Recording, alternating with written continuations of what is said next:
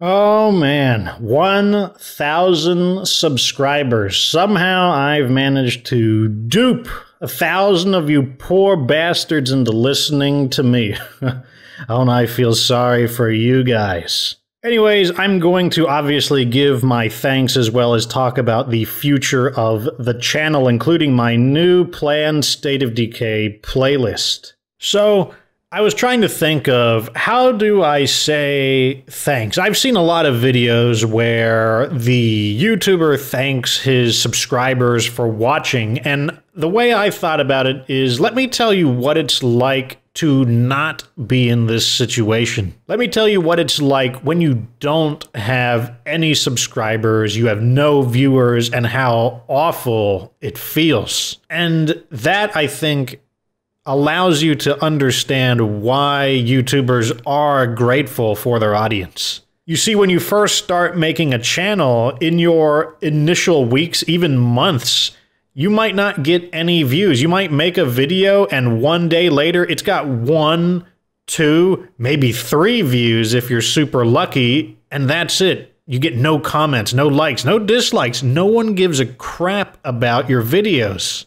And then you make another and the same happens. It doesn't matter how good your videos are for the most part. It's because the YouTube algorithm has them buried because you're an unproven user. And that's not wrong. You can't have all the videos ever made on the front page. There has to be a way for the better videos to rise to the top. The point is, the only way to grow your channel is to continue making more videos despite no one watching them, and you have to push the limit. You have to make better videos. So you have to make more, and you have to make better quality videos despite no one caring, and there's a lot of confusion. This self-doubt will start to creep into your mind. You'll constantly, every single day when you wake up, every single day when you go to sleep, you'll be wondering if what you're doing is actually worthwhile. What if you're literally wasting your time and no one cares? And that's why it does matter. And that's why YouTubers, that's why I'm thankful for the people who subscribe, because it confirms that dire question you're wondering. Am I wasting my time? Am I learning how to edit videos? Am I learning how to use Photoshop? In my case, I even learned a little bit of music composition. And it answers this incredibly important question of, am I wasting my time? Does anyone give a crap about what I'm doing? So once again, thanks for being a subscriber, a listener to Get Good Fox, and maybe I've given you a window as to what it's going to be like if you make your own YouTube channel, what you can expect the early months to be like. Anyways, on to the news. A few months ago, I started hinting that maybe it's time to switch video games off of State of Decay 2 because I was worried that I'd run out of content, but with the new Apocalypse, Choose Your Own Apocalypse update, that has changed completely. And it's time to finally make what people have wanted. They've wanted something of a daily, weekly, they never specify a specific time, but they have wanted kind of an ongoing series where I just play the game and they watch me play the game. And with the new Nightmare difficulty here, I'm finally going to do that because I didn't like the idea of playing the game on normal because I felt that would be boring. But with the new difficulty here, I'm definitely going to be playing on Nightmare. I will make just that, a new Nightmare survival playlist. I don't know, maybe I'll get a fancy name like Operation Shadowbreaker. Maybe the Nightmare Logs, the Diary of the Apocalypse Diary, Apocalypse Logs. Who knows? Maybe I'll come up, or maybe I'll just call it, I don't know, Fox is gonna play Nightmare Mode. Either way, I will do that.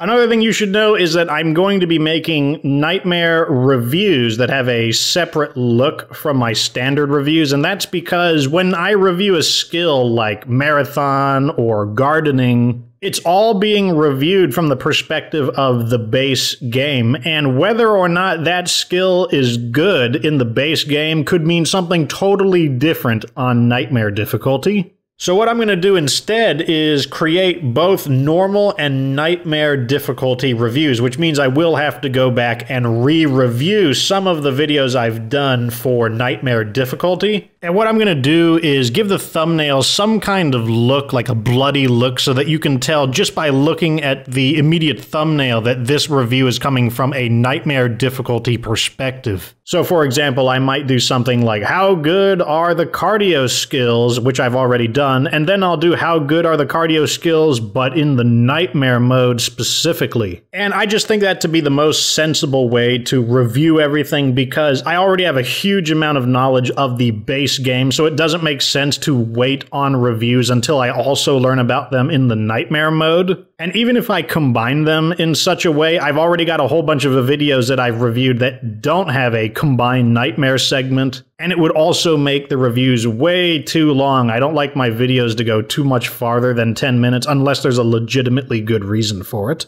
So, nightmare reviews are coming as well. I'm also thinking about making a video addressing the value of why it's good to increase the difficulty of State of Decay, because I've noticed, especially in recent times, that there's been a growing unhappiness with Undead Labs, and a lot of commenters are skeptical and even critical of the increase in difficulty, and I'm worried that that's going to bisect the fan base into a hardcore and casual fan base that don't get along at all. Many other games like World of Warcraft and Halo have this problem. And lastly, I do need to get around to finishing the Deltarune playthrough and moving on to the next game, because I do have the whole random games thing. It's just been very hard to make videos recently, as I've been trying to reintegrate some of my other hobbies into this as well, and it's just been really taxing on my emotional state. I've been trying to get back into dieting and get back into weightlifting, because I've always had that dream of having that rock-hard six-pack body, and last year was the closest I had ever gotten to it. A little dimple had begun to form right below my sternum as I hit about 178 pounds. But I found that it was just too taxing on me emotionally to learn how to make videos, deal with being hungry, and go to the gym all at once. So I wound up ditching my diet and ditching going to the gym to focus on YouTube. But there comes a time where you have to take things to the next level, and you recognize that, well, you should be able to do all of these things. You should be able to do YouTube. You should be able to lose weight. You should be able to go to the gym, but it doesn't stop it from being very difficult. And I've been screwing it up like majorly. I've been screwing all of it up lately. I've been screwing the dieting up, I've been screwing up the exercise, and I've been screwing up on the frequency of my uploads. But that's just how it goes. I accept that I'll never get it right the first time. It's not about getting it right the first time, it's about getting it right at some point in time. But that's what's going on over here. I probably need to learn to manage my time better so that I don't feel as pressured to do my major hobbies.